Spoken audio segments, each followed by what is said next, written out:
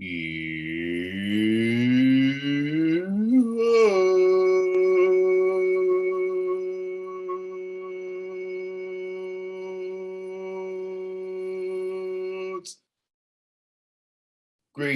fellow Watford fans. Omar here with the final Orns 10-minute take of this Premier League season for Watford. Chelsea 2, Watford 1. The final score at Stamford Bridge, the final score of Watford's season, and the final score of Watford's season in the Premier League, as next season they will be starting life in the Championship. We can flush this season down the toilet because it was an abominable season and a season to forget. But I will, before flushing this season down the toilet, talk very briefly about this particular contest. Now, Watford, coming off the horrendous performance against Leicester City last Sunday, were always going to up their tempo and play a little bit better. I don't think that anyone would have guessed otherwise, and they did.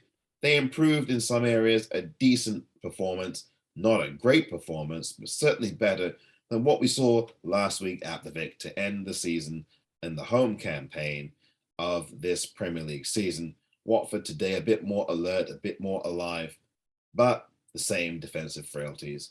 That's been the story of this season, and that has been what cost Watford in this game. They could have got a point from this game, and instead they come away with their 27th defeat of this Premier League season. They end this season with 27 defeats in the Premier League. Now, the game started with a Watford side that looked, as I said, more lively, more spry, a bit more drive about them at times, not all the time, not even 50% of the time, but at least the performance was an improvement. But the defensive issues have never gone away. That failure to strengthen defensively in any real appreciable way last summer in 2021 really has come back to haunt despite the improvements of January of 2022. And one of those improvements, Hassan Kamara, had to come off with an injury in this game, but he gave you everything. He gave you his heart and soul for the 4+ months, 4.5 months that he had been here. And hopefully he will stay on next season. He has been an absolute godsend, player of the season for Watford, and certainly merits the captain's badge next season under Rob Edwards, should Rob Edwards decide to keep Kamara on. And I think he'd be well advised to do so because Mr. Kamara has the fighting spirit and he cares about the badge and he will play for the badge and he respects the badge.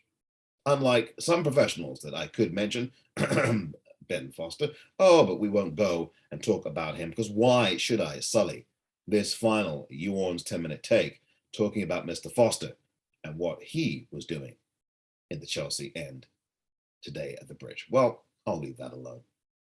I won't leave alone the performance that resulted in the defensive performance that was just not good enough, which was the way Watford approached the first goal scored by Chelsea as they allowed Kai Havertz to wander into the box, unmarked, untraced, unsighted, an invisible man. And he slid home the ball from Kennedy, the former Watford man, crossed the ball into him. It was a waltz into the box for Kai Havertz. And that was Chelsea 1, Watford 0. But then Chelsea had several other chances, and Watford's defending did actually bail them out on a few of those. And if it wasn't for a timely intervention by a Watford defender, this could really have got out of hand. A Chelsea side that had nothing to play for, they'd already clinched a Champions League spot and clinched third place. They had already been defeated in the FA Cup final a week ago or thereabouts. And so they had nothing more to play for. Watford didn't either, perhaps except for pride, and at least in this game gave themselves a modicum of effort, and that's what we require as Watford fans. Watford did have a foray into Chelsea's box in the first half for about 3 minutes, 3 sustained minutes. Just after the 30-minute mark, Watford made some passes, strung them together, made them count, looked very fluid, and looked purposeful, which is something that Watford haven't been all season long. And they looked like they were going to score at least on one of the occasions that they had the ball, and there was only about maybe 3 in that first half where they looked very good, but far from good enough, far from good enough. and they could not make their possession for those 3 or 4 minutes after the 30-minute mark, where they were in Chelsea's half and around their 18-yard box for, as I said, about 3 sustained minutes. They couldn't make it count, just could not get that equalizer. They had to wait and wait and wait and wait some more until the 87th minute to get their equalizer. The substitute, Dan Gosling, coming on for Watford and heading into an empty net to give Watford a 1-1 draw. And that looked like it was going to be it until another substitute, this time for Chelsea. Ross Barkley came on, the forgotten man at Chelsea, came on the pitch and put the ball in the back of the net from close range. Daniel Bachmann in goal for Watford. I think maybe he could have done a little bit better than he did. Watford defending was not good either. Let's, again, re-emphasize that. But that is the difference between a Premier League team that has been in the ascendancy and in the top four for pretty much the last 10 years, particularly under the previous owner, Roman Abramovich, and a team whose players overall and in the main for the vast majority of the season just could not be bothered to put in a shift for any sustained, meaningful period of time beyond the maybe 40 or 50 or 60 minutes of a game. This season got lost, and this result today was no surprise. And although there were a few warriors on the pitch, João Pedro was one of them, and certainly Cucho Hernandez. Welcome back, Cucho. Nice to see you back after a few weeks out. It was thought that you had been out for at least a few months. At least I thought that you'd be out for a few months. So it was really refreshing to see you back on the pitch and looking good from your hamstring injury. Very, very good indeed to see you coming back. And you, if you get to stay, and I hope you do, will certainly be a very important player for Rob Edwards come July when the championship season kicks off. There were other fighters out there. Musa Sissoko fought and fought. And of course, Hassan Kamara, he fought as well. And he ended up walking off limping. I think just an injury he suffered there in the second half of the game had to be subbed off, clapped off the fans who really love him. And we really do love and adore Mr. Kamara, who I think should be given the captaincy if Rob Edwards decides to keep him on for next season. Will be well merited and well deserved indeed for Mr. Kamara. We'll see if that happens. We'll see what the moves are on the chessboard for Mr. Kamara and for the club itself and for Mr. Edwards, who was at the game. He was there today watching on from his seat at the bridge. Alongside him was the Watford chairman, Scott Duxbury, who is not going to be going anywhere. I think that was as much part of that as anything. As much as some people, including myself, would like to see a change of the board, it's obvious that without the blessing of the owner himself, Scott Duxbury's position is very safe indeed. It really is. And to see Duxbury there next to Rob Edwards kind of was an affirmation of that. Most Watford fans, I think, knew that Scott Duxbury would not be leaving the club. And some of us are hoping he does, but I think the chances of that now are obviously slim. And I don't think he's going to leave at all until he chooses to, when it's right for him, when he's decided to call it a day.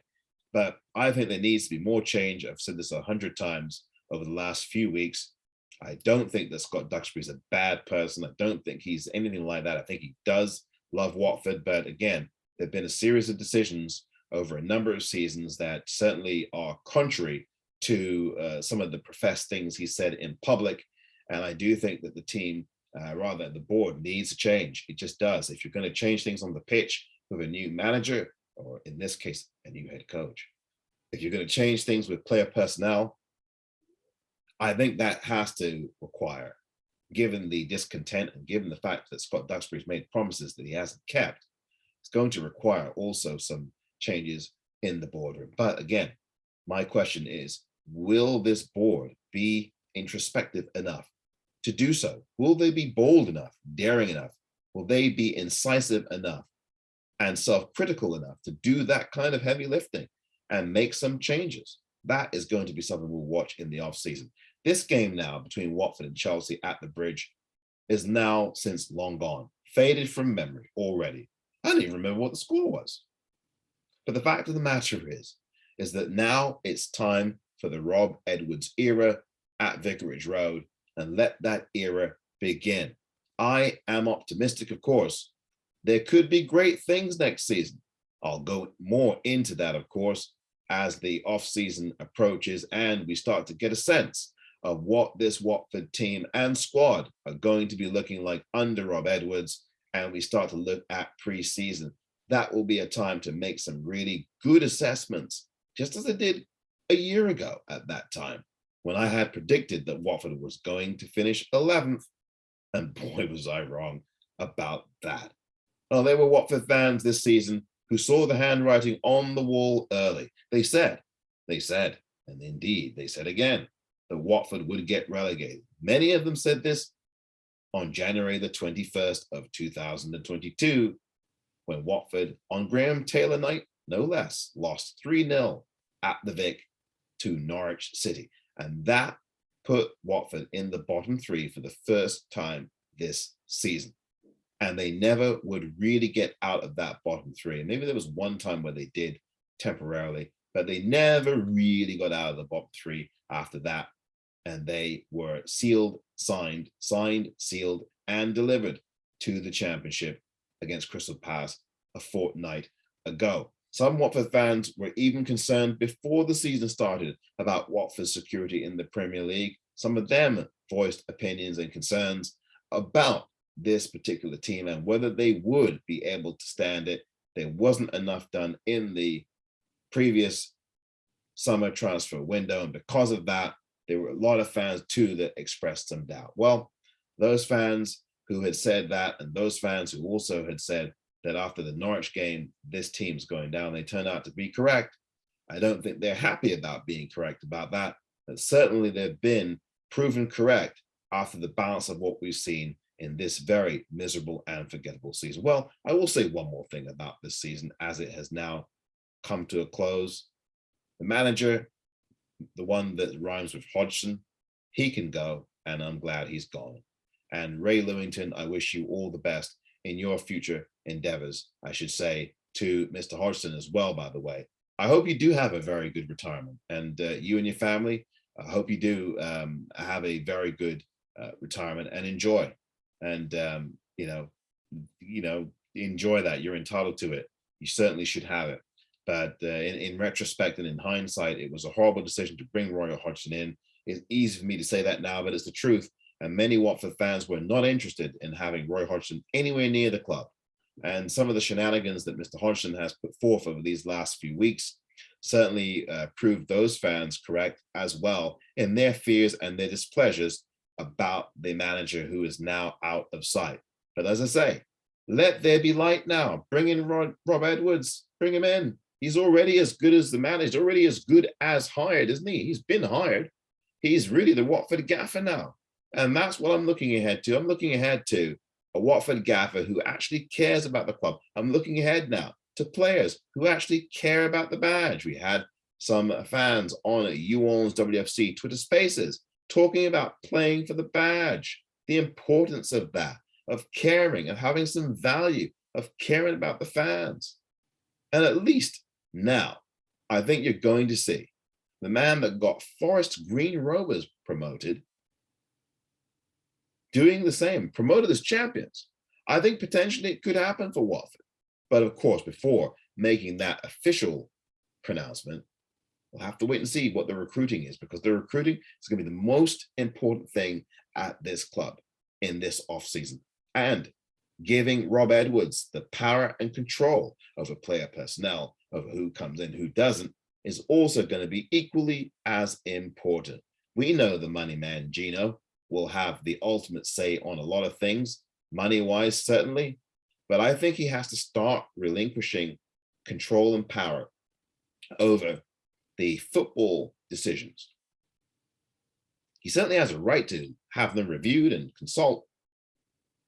But if you're bringing in Rob Edwards to this club and you have a plan, and one of them must be for stability, as well as ultimately promotion, but I would prefer stability and an identity built first before coming back up. I would love, like everyone else, to come straight back up to the Premier League, but I would not like at the end of that season to be back down in the Championship where we're heading to now. But you've got to give Rob Edwards the time and the space and the latitude to make these critical decisions. That just has to happen. The question is, will it happen? And will we be in the position in 12 months' time that Fulham Football Club are in now, promoted as champions of the championship? Well, time will tell. And that puts a bow on the final Orns 10-minute take of this Premier League season for Watford Football Club. It's championship football now, and it's the Rob Edwards era now. And it's time to move on and continue to raise questions about the things that aren't going right at Watford while praising the things that are going right at Watford, such as the lowering of season ticket prices. This has been the final Orns 10-minute take of the 2021-22 season.